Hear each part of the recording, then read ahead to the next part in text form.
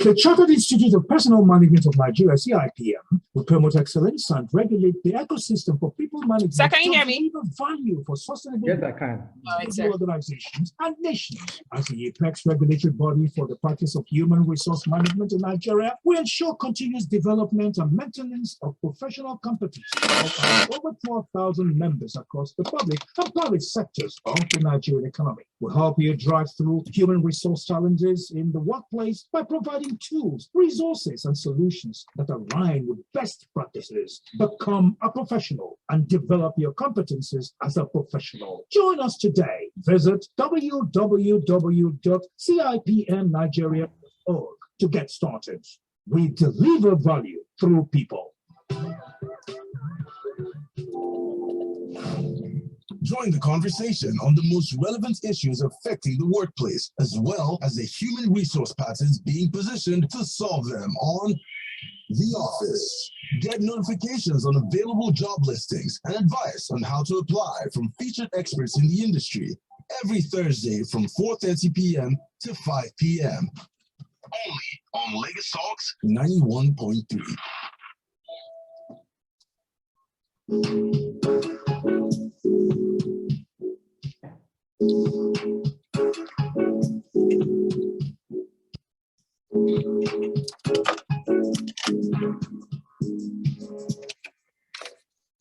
All right, welcome to The Office. It's 31 minutes now past the hour of 4. It is 4:31 on the clock.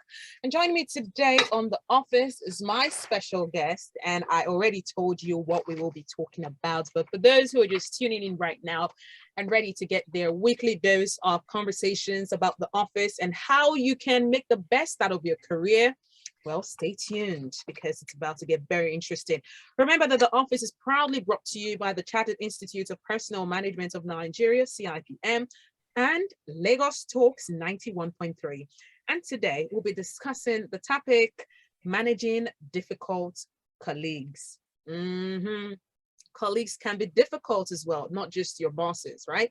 And if you have any questions, you probably have a question on your mind already, just send us a text right away on Twitter, or you can do that on WhatsApp. The WhatsApp number is 0809-234-5913. I'll take it again, 0809-234-5913. You can also tweet at Lagos Talks 913 and use the hashtag The Office 913. All right, now let's talk about our guest. Our guest is the chairman of the board, Bramline Nigeria. He is a fellow of the Chartered Institute of Personnel Management and a member of the Nigerian Bar Association, among others. He has had about 30 years of extensive hands-on experience in human resources, customer services, and general management. He was a divisional manager, or rather managing director, with UAC PLC. He has been involved in the design and implementation of human resources policies and procedures, and also managed businesses profitably. A versatile and result-oriented professional, my guest is a renowned facilitator and expert in the business strategy development, change management, organization performance, designing and implementing integrated performances. Now, management systems as well, talent management, selection of high-performing candidates, and process improvement initiatives, etc. He has consulted for the government, private and public enterprise in oil and gas, financial services, telecommunications, manufacturing, and service industries, both in Nigeria and abroad. His name is Mr. Nelson Suulola. I don't know if I got his name right. Hello, sir. Welcome to the conversation. This is The Office. Thank you very much. It's a pleasure to have you join us today. Thank you. All right. Now, the beautiful thing about your profile is that you have been a colleague before. You have managed a team of colleagues. You've also, manage different companies, and you advise people, or you advise companies through their board. So you're the perfect person to speak to as to how we can best manage difficult colleagues. I'm going to ask a few questions in, because I'm trying to learn how to manage difficult colleagues, and my listeners out there probably have a difficult colleague or might have a difficult colleague in the future. Who knows? And from my questions, hopefully we hope to educate people, enlighten them, and inform them on the best moral practices to stand by while also managing difficult colleagues. So I want to hear from your experience. What are some of the reasons why some colleagues act difficult in the first place? Why do they choose to act difficult? Because I think it's a choice to be difficult to your fellow humans or colleagues. But in your experience, why do you think colleagues act difficult? Thank you very much, my Esther. Well, I just hope at the end of the day, you are not going to be very difficult. I hope not. When we talk about an organization, we should know that people come to an organization for different reasons. And people perform their roles within an organization too. To manage people effectively, one needs to understand the factors that affect how people behave at work. You understand? For me, one of the major reasons why people try to be difficult at work is basically because of what I will call this feeling of zero-sum game. What do I mean by that? Some people have this notion that what you lose, I gain. So if I'm able to pull you down, then the chances are there that I will take over your position. That's just one side of the coin. Okay. The other side is this. In psychology, we talk about the concept of individual differences. We are differently crafted. We are differently made. People act differently because of, one, their ability, their intelligence, their personality, their background, the culture, from which they emanate from, the gender, the race, and I will throw some light on that. Okay. For example, researchers have shown that a lady as a colleague wants to assert herself so that people will not say, oh, she's weak or something. And in the process,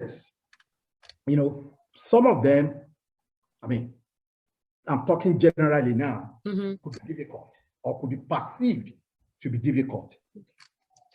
Some other people, because of their background or the culture, like I mentioned earlier on. For example, from my experience, Nigerians generally are perceived to be aggressive at work. I've worked in Ghana, in East Africa.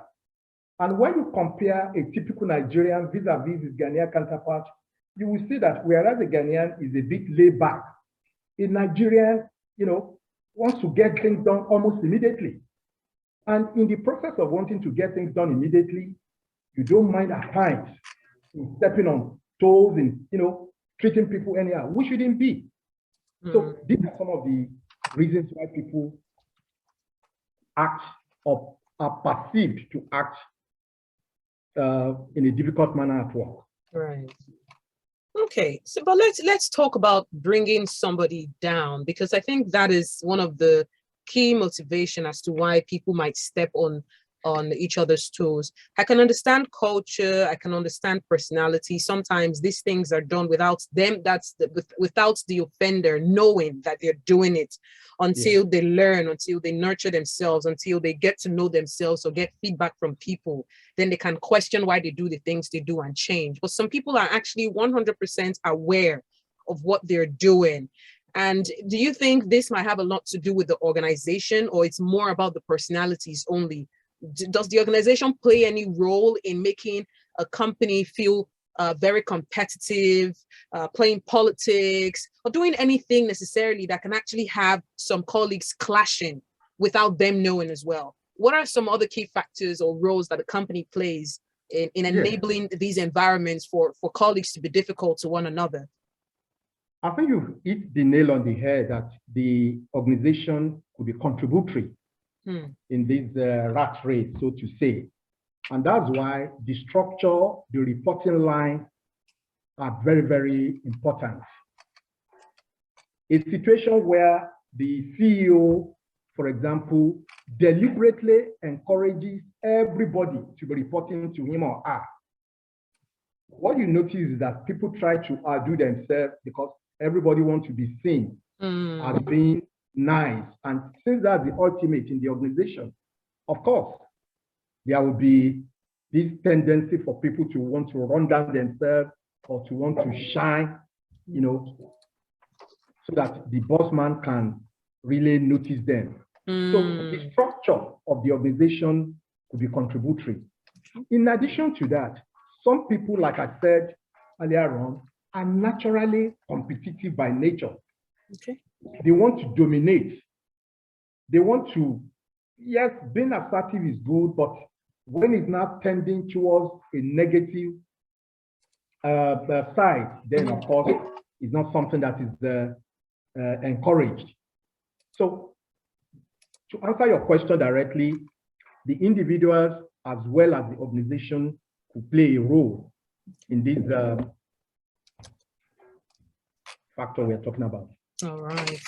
Questions are already coming in from our listeners, but I'll focus on some of the questions that I still have to ask before we open the phone lines and take questions from our listeners and also read messages. Can difficult colleagues actually be managed? If yes, how exactly can that happen? Well, difficult colleagues can be managed, no doubt about it. They can be managed, and some of the ways you can manage them is to ensure that you actually bring whatever you've noticed to their attention. Okay. You alluded to something earlier on that some people might do it without even being conscious of it. But whether somebody is conscious or unconscious of it, you should be able to draw their attention to it. The other thing is that you should have a mechanism in place where that individual is confronted. And I usually use the word constructive confrontation. Constructive confrontation in the sense that, yes, you know what this guy is doing and you want him to improve. So what do? You need to sit him down and ensure that you talk things over. Another way of doing it is to talk to his supervisor, because we are talking about colleagues now. That guy will obviously have somebody is reporting to you, so you can escalate to the supervisor. And in any case, even before then, if you notice that either yourself or himself has a trusted friend, you can start from that informal level, by saying, look, I've noticed this about your friend, please talk to him, or you talk to your own friend so that you can talk to him or something like that. So these are some of the practical ways one can manage deal with it. So how do let me say this. It's important that when you want to manage such a session, you have to be very professional about it. Because naturally, human beings, when it comes to that, you want to become defensive. So you are approaching it from the way it impacts on you. Not that you see you are wrong. If you go to such a person that way, of course, you are going to escalate the situation. But you let him see the way his action is affecting you. You are concerned about yourself, not necessarily about things now. I hope my listener can, understand the difference. So it should be more of I, not you are wrong, but I'm feeling the pain, I'm feeling the effects of this, so that individuals can actually. Okay, how do you manage a situation where your senior colleague makes you feel incompetent?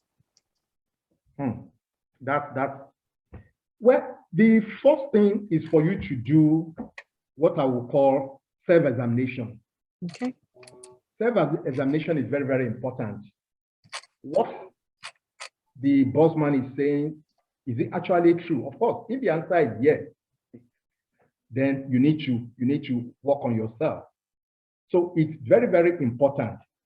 The other thing that you need to do is to ensure that the task being given to you are clearly stated, they are possibly written out, and they are well understood by you, so that there is no ambiguity. Because many a times when the bossman is complaining, it could be that you are not doing what is expected of you. And you are not doing what is expected of you because you did not even understand the task. So it's important that you ensure that the tasks are clearly defined. Then you need to know what are the expectations of your boss. What are the motivational levels? I mean, if the boss man is receiving knocks from his own boss, you don't expect him to pamper you. So it's important that you sit down together and you make sure that, you know, the two of you are on the same page when it comes to the issue of, yes, am I right? Am I doing the right thing? And in any case, there's a book I've read some time ago, Managing Your Boss. It's very, very key. You need to manage your boss, and one of the things you need to do is to key in its own vision, and you all grow together. Let's look at the organization again. What impact do you think, you know, having difficult employees can have on employees themselves? Like, I'm talking about the impact to difficult employees. What impact do they have on their employees? Your question, I would liken to having a cancer in the body. Once you have a cancer in the body, except it's quickly attended to, it spreads to every part of the body. And maybe I can equally use a more recent medical condition. It's like somebody having coronavirus in the organization. What's the effect? Of course, it will spread to everybody. So when you have somebody showing negative impact in the organization, I mean, that's the kind of thing. They create a very toxic work environment for all the other workers. And that is very, very sad. Not only that, they induce other workers to imbibe these their nuisances, which means things will start going down. Of course, I mean, employee turnover will be affected. When we talk about turnover, people start resigning because not everybody will be able to take it. There will be performance will be going southwards rather than going upwards. There will be poor customer service. These are some of the issues.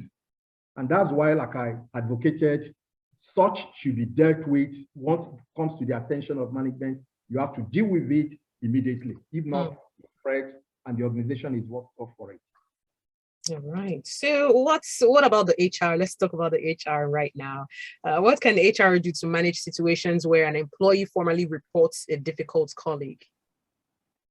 Well, for HR, by the nature of the role of HR in the organization, the first thing to do would be to do what I would call a diagnostic review. Okay. What are the causes of the problem? It's important for HR to do that. And in doing that, it's equally important to segregate the issues. You are looking at the behavior, not necessarily the person. There are two different things now. Okay. You are looking at the behavior, not necessarily the person. So at the end of the day, the HR should be able to give clear direction as to the way things should be done. And not only that, whatever is agreed, whatever the expectations, whatever the outcome of that discussion should be written down and communicated to that particular employee. Okay. Of course, you want to monitor progress. There must be a time frame. There must be a schedule to say, look, we are watching you. We are giving you 3 months to improve or something like that. And you set the milestone, you know. And of course, you want employees to know that, yes, they must show respect. And if at the end of the day, nothing is improving, of course, the HR, being the custodian of the discipline, the organization, at times may have to apply the the stick so as to serve as a deterrent to other employees who want to toe that line. So HR has a big role to actually play in the management of talking about a big role, talking about the HR having a big role, a big part to play. What is the role of the HR in ensuring a healthy workplace where employees work as a team and not see each other as competitors or dislike each other or create a toxic environment? What role can the HR actually play practically in ensuring a healthy workplace for everybody? Okay. Well, from my own experience, it's critical for HR to ensure that the organization is invested with. I mean, you have people in place that are ready to take the organization to the next level. And for them to be able to do that, you have to invest in a workplace that is conducive and congenial so that employees are able to give their best in the service of that organization. And when we talk about conducive workplace, it goes beyond the comfortable physical space.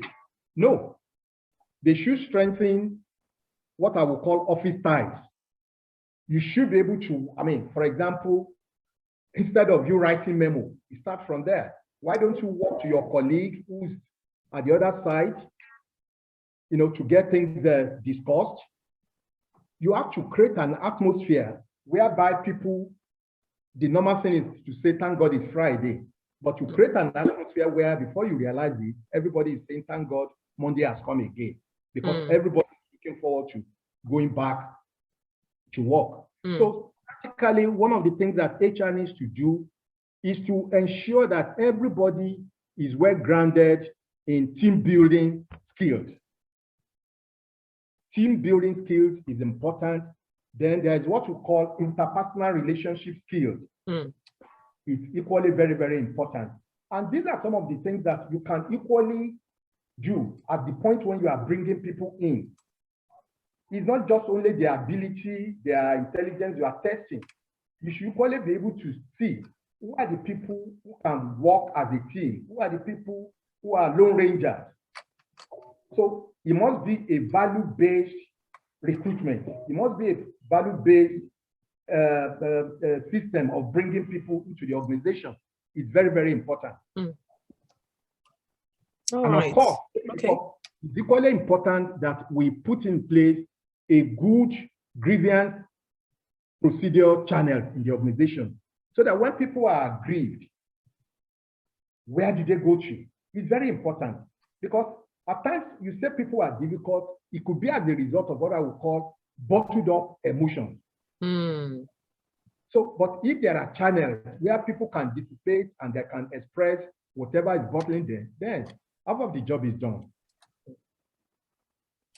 Wow. Okay. I would open up the phone lines now for listeners to call in and share their questions with us, or maybe a short experience, as brief as you can, so others can have a chance to call as well. And of course, enough time for the guests to respond. We're discussing managing difficult colleagues. Have you ever had a difficult colleague? How did you handle it?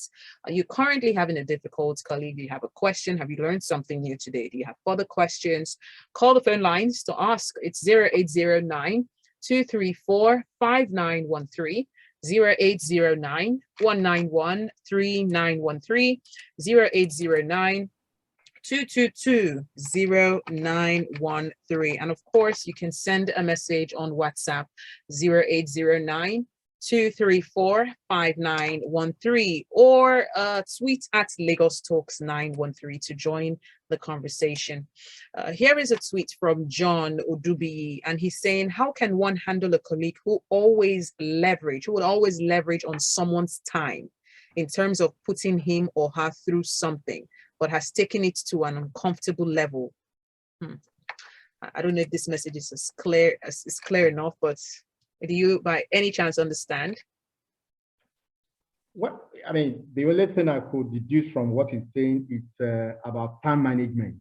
You understand? I mean, a situation where somebody is trying to eat into your time and in the process, maybe your own job is being affected. I mean, that's what I was able to deduce from it. Well, you have your task, he or she has her own task too. So what I would advise is sit down with this individual and say, look, this is the time I have for you in carrying out this responsibility. Because like I said, you equally have your own schedule and you cannot allow your own schedule to suffer because you want to help somebody out. So you still need to engage that individual and say, well, maybe on a daily basis, 30 minutes, and the 30 minutes would be after close of work or during break period or something. I don't know. All right. So before we let you go, what is your advice for employees who act difficult? Because it's an act. I mean, like my old man of blessed memory would say that a difficult person knows that it's difficult. No doubt about it. I mean, when he says it in Yoruba, it's a lot more interesting. So if somebody is being difficult at work, I believe more often than not, they know. And there are reasons behind whatever they are trying to do. I will advise that any employee that is having one issue or the other should be able to speak out rather than bottling up whatever issue is bringing about their being difficult at work. And in this day and age, employee morale and productivity levels are highest when they work together as a team and they show courtesy, they show civility, and they respect each other. So it's important, like the Holy Book will say, do unto others the way you want them. Oh, well, that's not the, but what we normally say, do unto others the way you want them to do unto you. If you don't want people to be difficult to you, then why do you want to start as a stumbling block to someone else? So it's important that employees or whoever is being difficult at work is able to speak out. And like I said earlier on, it's equally important that organizations should put in place channels where grievances can be ventilated. It's very, very important. And of course, even as colleagues, even as bosses, we should make ourselves more accessible so that people can walk into us and share whatever is bothering, troubling them. Right. It could be personal, but experience and researches have shown, even when people have personal issues, it dovetails into the work situation. Even when people are having domestic issues, of course, there's no way it's not going to affect them at work. So, but when you give listening ears to employees at work, it's like half of the problem is gone. It might not necessarily be monetary. It might not necessarily be anything. I mean, you can imagine a boss saying, oh, take 30 minutes off to sort out this. It goes a long way. So these are some of the things I will advocate. All right. Thank you so much, Mr. Nelson Suulola, for joining us today on The Office. We do appreciate you for your time, and we've learned how to handle difficult colleagues. So those channels are very important. Reporting to line heads or supervisors is very important. You can actually speak to the person, but of course, in a professional and respectful manner. And there's so many things that we've learned as to, understanding that some people could be difficult because of their culture, their environment, and so many other things. Could be insecurity as well. But at the end of the day, managing them and knowing how to work with them is just the best way to move forward, as you cannot continue to thrive or do well in an environment that isn't encouraging that. And we've recognized here that the HR do have a role to play. Management have their own role to play as well, and it's all encompassing. Different team players have a lot to do in making sure that a company or an organization is a safe space for everyone to thrive and bring their best to work while respecting each person that they come across at the office. Thank you for joining us, Mr. Nelson. We do appreciate you. Any last words for us before you go? Well, the last word from me is to say, the organization is only when the organization is doing well that all aspirations can also be met.